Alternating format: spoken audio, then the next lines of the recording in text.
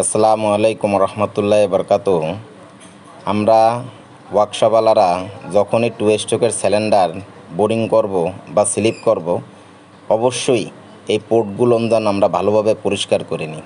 দেখেন পোর্টের ভিতরে কি পরিমাণে ময়লা, আপনার মোবিল, পুরা মোবিল যায় এই পোর্টগুলো সব জাম হয়ে ছোটো হয়ে আছে। দেখেন এইগুলো আমি বোরিংয়ের আগে পুরোপুরিভাবে সুন্দরভাবে পরিষ্কার করে নিয়েছি, কারণ বোরিংয়ের পরে যদি মিস্ত্রি এই পরিষ্কার করতে যায় তাহলে দেখেন কি পরিমাণে ময়লা।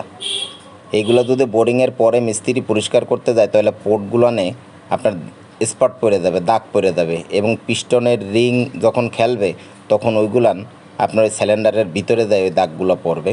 এই কারণে আমরা লেদালারা ভাই সবাই জানো, সিলিন্ডার বোরিং করার আগে বা যদি স্লিপ মারা লাগে, স্লিপ কমপ্লিট হওয়ার আগে আমরা যেন এই পোর্টগুলো সুন্দরভাবে পরিষ্কার করে তারপরে কাজ করি। বেশি করে টু স্ট্রোকেরগুলো অবশ্যই যেন পরিষ্কার করে নিই। ধন্যবাদ। ভিডিওটা ভালো লাগলে লাইক, কমেন্ট, শেয়ার এবং কপি লিঙ্ক করবেন।